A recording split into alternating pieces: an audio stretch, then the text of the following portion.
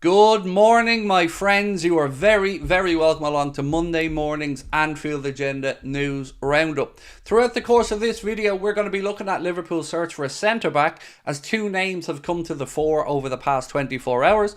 We're going to be linking ourselves to a midfielder named João, who isn't João Neves, and I'm going to be telling you about some interest in a couple of our players, as well as some of our competitors who have already started to get their transfer business done. I believe there's at least 17 Premier League clubs who've now done transfer business regarding incomings in this window, while Liverpool are still to get going. So, what are you waiting for, lads? All the international competitions are over now. Time to get down to business. So, when you watch the video, feel free to let me know your thoughts in the comment section. Drop a like if you do enjoy it, and don't forget to hit that subscribe button. I got to remind you guys as well that we are now less than 3 weeks away from our last ever live stage shows. We're going to be at the Richard Burton Theatre on August the 2nd in Cardiff. Tickets for that event, like the Liverpool event, are priced at just £15. And then on August the 4th, we're going to be at the magnificent Hot Water Comedy Club in Liverpool. Both of those shows are all ages events, and as I said, tickets are priced at just £15, and we can't wait to come over and catch up with you guys in the UK.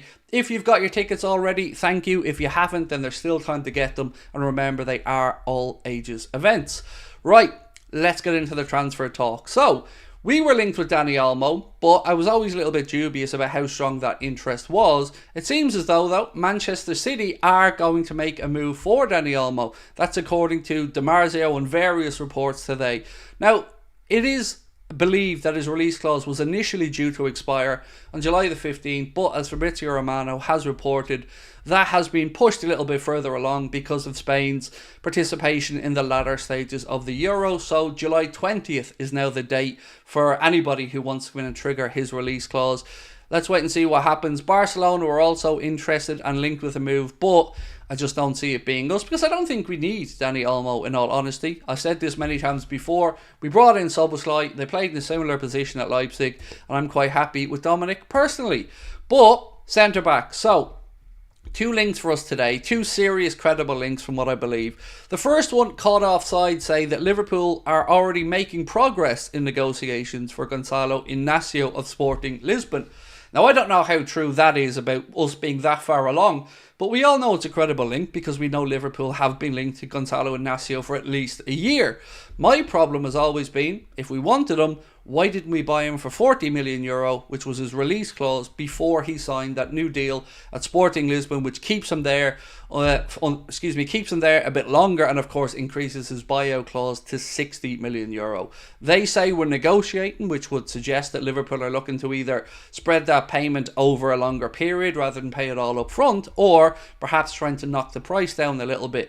I'm a little bit dubious on it myself. Some people are saying that he's viewed as the long-term successor to Virgil van Dijk. Again, I would say hold your horses on that one. But we do have our own centre-back situation at the club that needs to be resolved, and that is Sepp van den Berg. It looks as though he's going to depart this summer. At least he wants to depart this summer. But Liverpool, according to his agents, are going to have to knock the price down a little bit. PSV Eindhoven and Mainz are interested. Let's wait and see. It had been thought that maybe because he impressed Arne Slot in pre-season that he may get the opportunity at Liverpool, but he seems very firm on wanting to move away. So let me know your thoughts on both Inacio and of course on Sepp van den Berg. Now, one centre-back that I'm going to mention that we aren't interested in anymore is a bit of an embarrassment, in all honesty. I've never really understood why we were making this public play, is that the right word, for Leny Yoro, only for us to back away when things get serious. Le Parisien over in France are reporting that Liverpool are practically out of the race for Leny Yoro this summer. The defender will join either Real Madrid or Manchester United. Now, I've always believed Real Madrid is very likely, but if United are still serious contenders at this point, what's gone wrong? What have we done? Or what aren't we doing? This guy was always being spoken about as generational talent, which he is. Does it ring any bells? This reminds me of Christmases past, for want of a better phrase. I'm really frustrated by the whole situation. Again, I think we look a little bit naive, a little bit foolish, but I never really expected him to join, so I should probably kick on to the centre-back that I believe that we're going to sign, or at least we're most likely to sign in my opinion, and that is Marc Guehi of Crystal Palace. Fabrizio Romano has been speaking a little bit about Liverpool's interest, and this is what he had to say. At the moment, I can tell you that Liverpool are negotiating for Marc Guehi because at the moment the situation is quiet around him. Obviously, there is the Euros, so after the Euros, we'll see the appreciation for Liverpool for the player. I can also confirm that Liverpool are not the only club. Arsenal and many other clubs appreciate the player, but in terms of the bid, in terms of negotiations, it's a different story. He ticks the boxes for me, and he's the one that I would personally like to bring in. 60 to 65 million pound is quite a high transfer fee, but we've got to remember he's Premier League tried and tested. He's now a proven international, and of course he is also a homegrown player, which adds a bit of a premium to the price tag. I've always believed that we're most likely to go in for Marc Guehi, and that's why I've kind of given the club the benefit of the doubt with regards to the centre-back search and not gone too much on the complaining side of things, because of course he was away at the Euros with England. Now he'll jet off on his holidays, and Liverpool do have the opportunity to get those negotiations moving along. So for me, if we can get a deal done somewhere between 50 and 60 million pound, even at the higher end, I still think there's a good player in there and a good bit of business for the football club. But I want to know what you guys think. Goncalo, Inacio, Marc Guehi, or somebody else? Who would you like to see Liverpool bring in for that centre-back signing? Now, midfield. Remember João? Not the one you're thinking of. Not João Neves. We have been linked this Sunday with a player from Wolves, João Gomez, and it's not the first time we've been linked with João Gomez.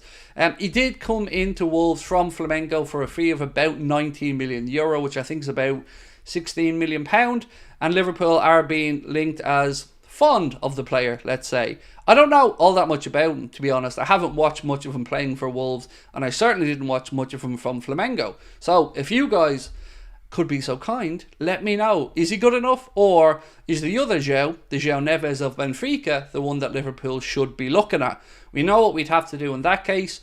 120 million euro release clause, or negotiate it a little bit downwards. I'm a little bit dubious about this link again to João Gomez, and I've got to say, even though I'll openly admit I don't know all that much about him, it would feel a little bit of an underwhelming signing. He's 23 years of age though, so a little bit more experienced than João Neves, who's only 19. Let me know your thoughts on this one. And look, we will be back tonight at 8:45 with the Late Night Agenda, our live show. Appreciate you guys, and thank you so much for watching as always. Don't forget to let us know your thoughts in the comment section, to drop a like on the video if you enjoy it, and most importantly, why not join the other 262,000 people who've hit that subscribe button.